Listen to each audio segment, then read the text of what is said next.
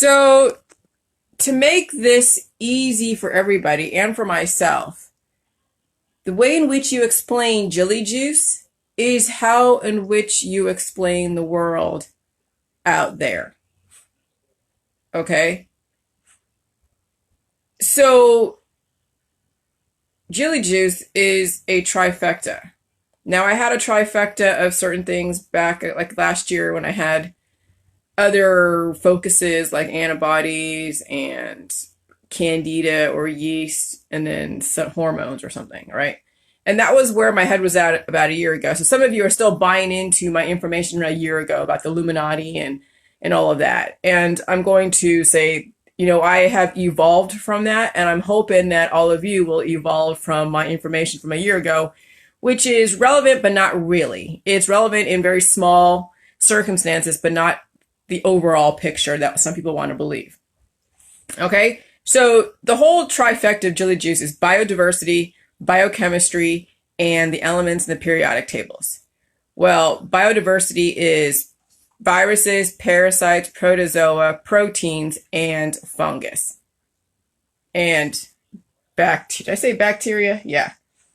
Bacteria. So viruses, bacteria, protozoa, protein, parasites, and fungus. I named all 6. Oh my God. And then biochemistry is fatty acids, amino acids, prohormones, and minerals.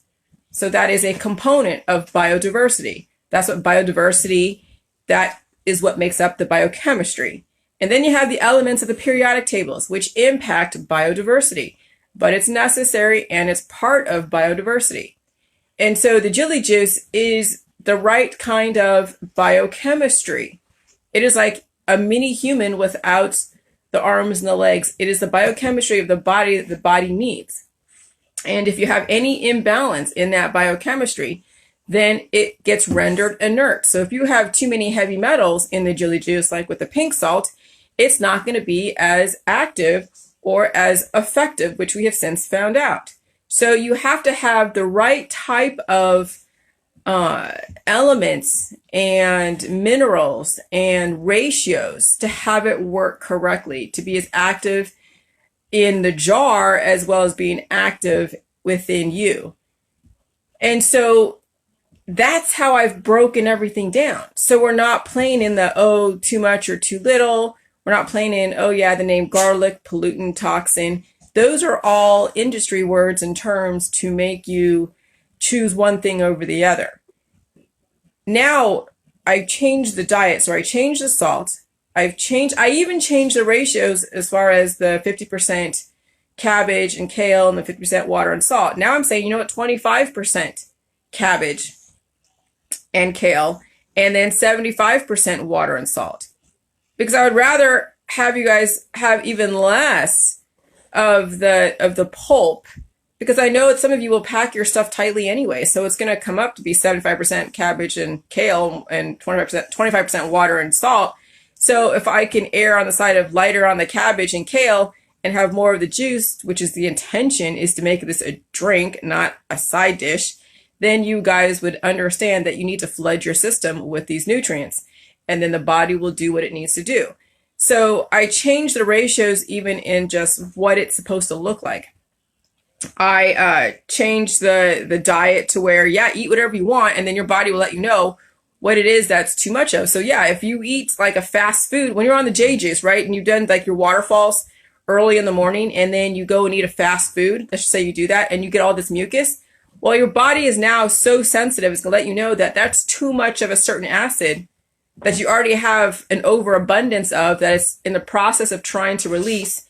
Maybe stay away from that food and stick to a cleaner, because you really can't go wrong by eating fresh fruits and vegetables or canned food, canned fruits and vegetables, I guess, if we're playing the pandemic game. You really can't go wrong with a more simpler diet. But I'm not going to withhold any food. That's the whole point of why I changed the diet, because you guys will have to determine what it is that's going to be appropriate for you. And then you have to learn how to read your body. And mucus is a barometer. Okay, mucus is a barometer. And that will tell you, that is going to be then your guiding light to let you know at what point you can reintroduce foods back in your diet that you may have gotten mucus, a lot of mucus from before. Okay. So we're bringing everything that we've ever learned in like separate situations or just separate concepts, and we're bringing it into the J Juice protocol, and we're taking into account that everybody is different. Everybody has different allergies and different situations. So it's not up to me to say that this diet is the only diet and everyone should adhere to it. And if you don't, then you're bad. Now you have to listen to your body. The mucus will let you know. Now, if you're taking prescription drugs and you're taking mucus drying agents and you're taking NyQuil and all those things, then you'll never know really what your body is trying to tell you. So then I can't help you there. Then you're going to have to play the discrimination game and avoid foods and do this and do it that way. So I'm going to have to put that in the book that, yeah, if you are taking prescription medications, you are taking over-the-counter medications and whatever, then you really are not going to get an accurate read on how your body is being affected by the food supply based upon your predispositions. And then when you can gauge that you can now eat the food that you used to be allergic to. Because, you know, when you have a food allergy or any kind of allergy, that is an excessive, that is a body saying that there's just so much of whatever that food or that allergen is in the body that it just can't handle anymore. So at some point when you do the J Juice and you release all those excess antibodies and you heal and you upgrade, I can't say heal and you upgrade and seal, then you could reintroduce that allergen that used to be an allergen to you and see what it does. I mean, I'm not saying do it now, like after a month of doing J Juice. Give your body time to go through its healing process. Right now, people in my group are actually, it reminds me when we first started the pink juice. I knew my group plateaued on the pink juice when I didn't hear too much of people's situations or their healing, except for the new people. But the people that were older or that were on it for a while or have gone on and off or whatever weren't getting the same kind of healing that they were in the beginning when we first introduced this. So the white salt is the most powerful mineral ever. And I know some people are very incredulous. I mean, I still get people still not really buying into the white salt coming across my business page. And I completely understand. And that's fine. If you want to stick to the pink salt and plateau, that's up to you. If you want to have all this heavy metals in your pink salt and heavy metals in your body, mind, and spirit, okay, fine. That's up to you. But Jilly Juice is a strategy, and it does compartmentalize the minerals and what's in the actual recipe, because it is a balance of a biochemistry that really should reflect what's inside.